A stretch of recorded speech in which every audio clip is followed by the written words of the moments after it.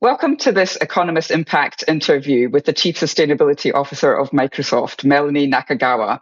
I'm Emily Jackson, the SVP of Sustainability at the Economist Group, and we're going to be discussing how to fast-track climate action and accelerators for change. It's clear that the climate crisis requires urgent action across all sectors of the economy. And the question is how we can turn that ambition into reality with a sense of urgency and at scale. So I'm looking forward to speaking to Melanie about how Microsoft is getting both its own house in order, but is rolling up its sleeves to accelerate progress on global sustainability goals. So great talking to you today, Melanie. Let's start perhaps with the goals. United Nations General Assembly has just passed, and you were participating in a number of events there. Can you maybe share a bit about the sentiment on the ground? Sure. Yes, happy to. And thank you so much for having me and welcome the virtual audience here. Really, so I just got back from New York where I was attending both the UN General Assembly and the Climate Week events that are really jam-packed and just a full week of excitement and energy around what so many stakeholders are doing to step up to the climate crisis. I got to meet with youth advocates, to investors, to innovators, championing change in their own respective industries, and really trying to, bring all these different groups together to talk about end to end what's it going to take some of these scalable pilot programs and really move them into mainstream commercial action. And then those who are already commercial got a chance to come in and talk about what they're doing in the space as well. So it was really, I think the energy on the ground was palpable. And at the same time, as one of my colleagues commented in one of the meetings I had, she said it's both the best of times and the worst of times. Because the bad news was that part of what was around the space in New York is that we're at the midpoint of delivering on our sustainability goals, the UN Sustainable Development Goals, the SDGs, and we're still behind. And so the idea was, how do you grapple with both the fact that we're behind on some global commitments, but there's lots of energy and excitement happening on the ground. So I was encouraged because I heard the UN chief, Amina Mohammed, say, it's halftime and we're down, but we're not out. And so I think that's really the sentiment I felt, was that everyone felt like it's crunch time for everyone to roll up their sleeves, as you just said, to work together to turn our aspirations and promises into reality. And this kind of collaboration is really starting to happen. The momentum is there, and you could really see that on the ground in New York. So you sound very optimistic following the General Assembly. Maybe looking at Microsoft and what your commitments are, can you tell us a bit about your sustainability strategy and where you're focusing your efforts? Sure, happy to. So as Microsoft, we're a large company and we believe we can and should make a large positive impact. So that's why in January of 2020, Microsoft announced really ambitious goals to be carbon negative by 2030 and also remove all of our historical emissions by 2050. And that same year, we also announced goals to be water positive and zero waste by 2030 and a commitment to protect more land than we use. Now, we know we can't solve all these problems ourselves, and we're just a small fraction of global emissions, but that's why we really focus on partnering with others, looking at investing in solutions and supporting the policy community and others in growing this space. So really about these goals, I'd say there's two ways to think about it. The first is we start with what we're doing at home. We're making sure we're taking care of our own impact and our own emissions. And then the second part is what are we doing to invest in the change? So back in 2020, along with the announcing of these commitments, we also created $1 billion climate innovation fund.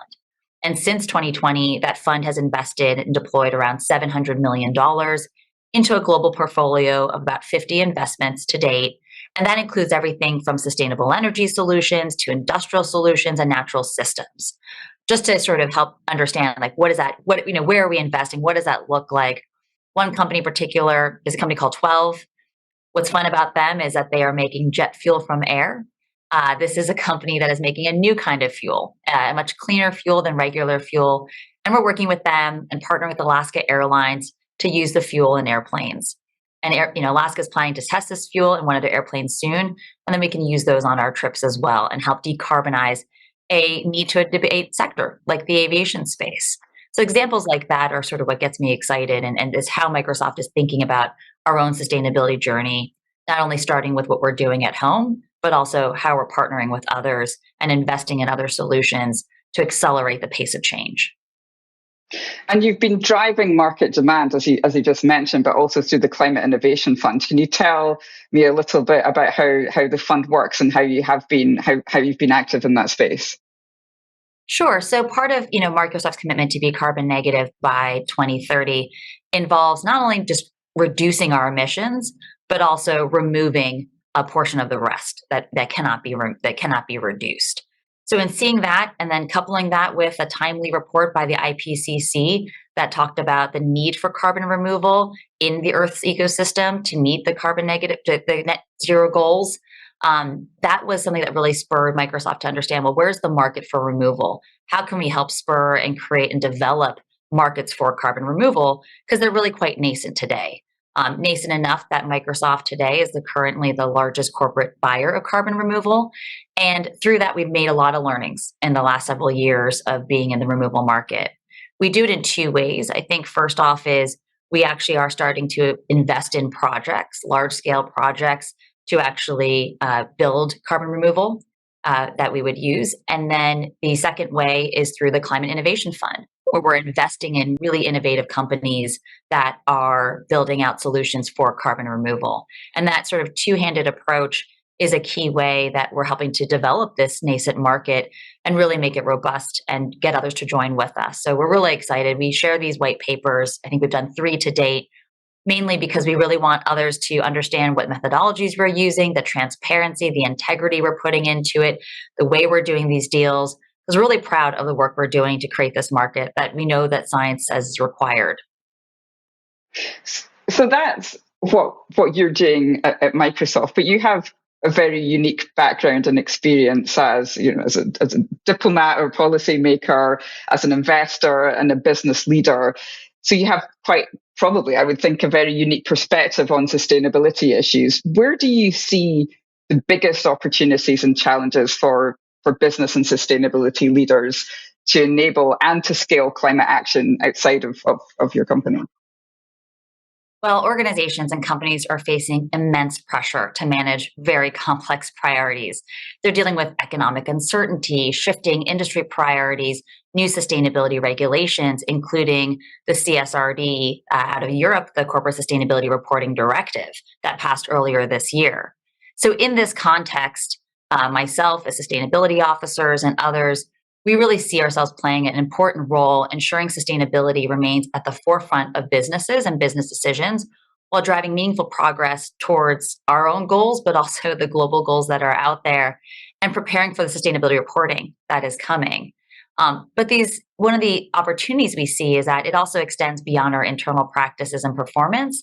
And we're realizing that more and more companies are moving from being observers to active participants in the effort to reduce greenhouse gas emissions. So the ability, I think, that is both a challenge and opportunity is how do you manage the complex data and complex information to really understand what are your sustainability challenges, where are the opportunities in your own business to drive forward with more change.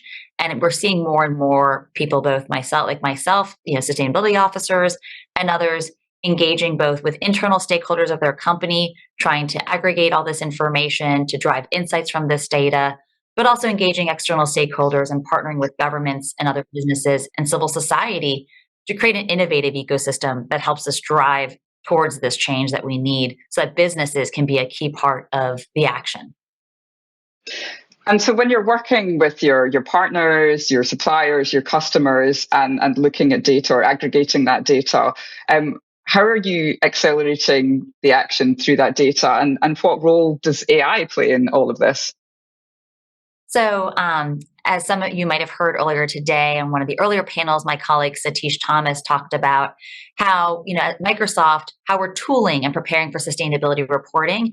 And that's really fundamentally this data-driven problem. And to solve that, we're helping to provide solutions to help our customers and our partners manage their organization's data around carbon, water, waste, and ecosystems, and to use this data not only to meet their reporting requirements, but also actually fundamentally transform their business practices to be more sustainable.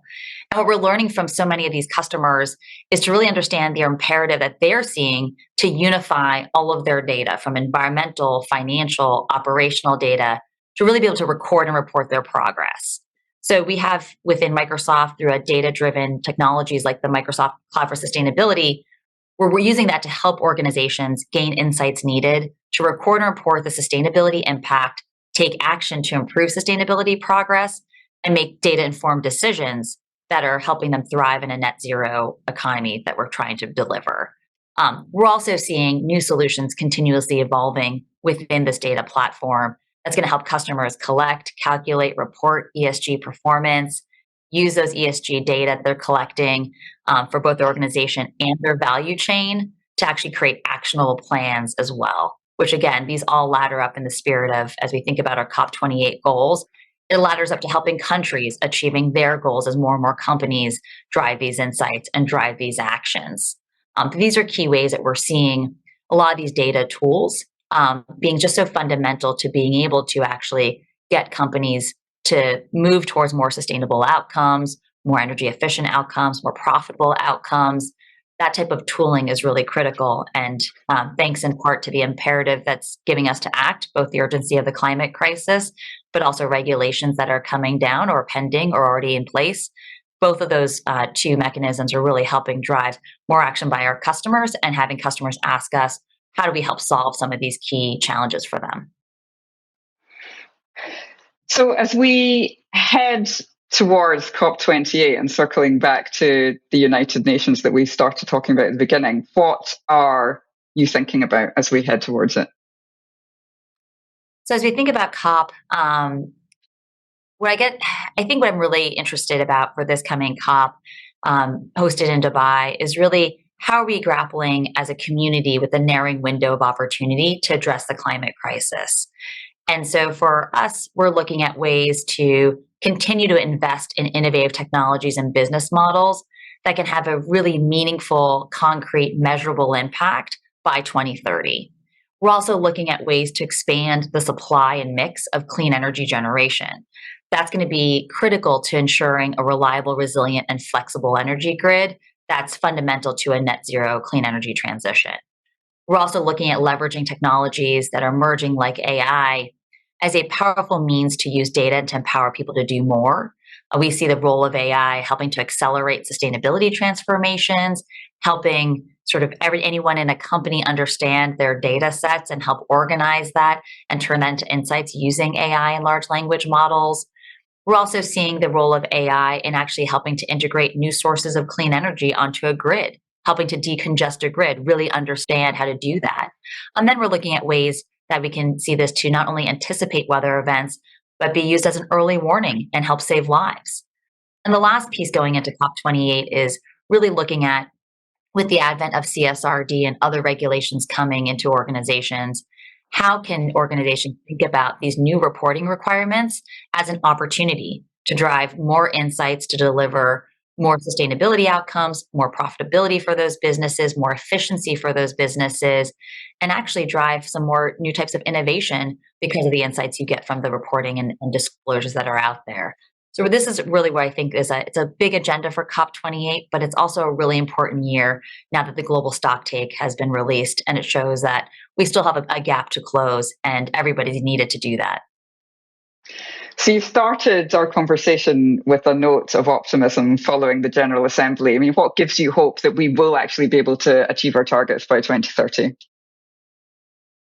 What gives me hope is that it truly feels like we're not alone in this effort. You know, if you need, in my mind, from my previous careers, you need technology, you need finance, you need political will, and you need businesses. And in all the conversations I continue to have, I'm sure many that are participating in the summit already, who come from all four of those quadrants, they're all engaged. They're all stepping up to the plate with more ambition, increased ambition, or those that are new to the table, they're coming new to the table, which is great to see the growing chorus of voices that are all in this space.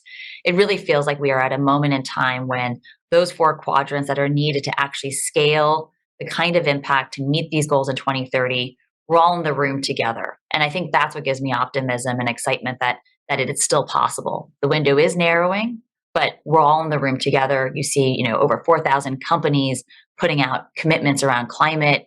You see more awareness from not only NGOs and stakeholders, but you're also seeing technology advance where, according to the IEA, we might be on the precipice of fossil fuel emissions peaking and renewables becoming the biggest source of new electricity generation. I mean, this is a real monumental shift in just fundamental energy systems, which is great to see. Of course, we need to move faster, and of course, we need new sources and transmission and all the like.